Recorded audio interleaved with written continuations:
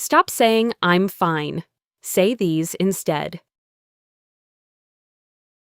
Hi.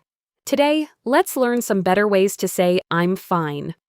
I'm fine is correct, but native English speakers often use many other expressions. Here are 5 natural alternatives.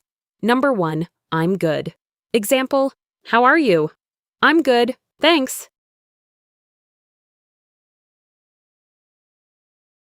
Number 2, I'm doing well. Example, how are you today?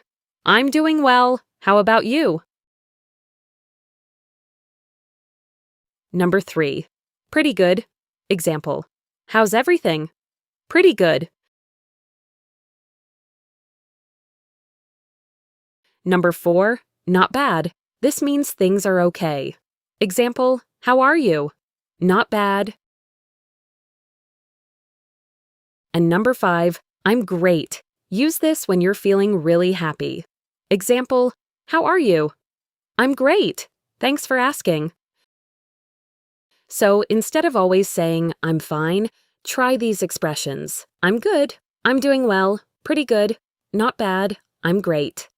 Which one is your favorite? Leave a comment below and follow for more easy English lessons.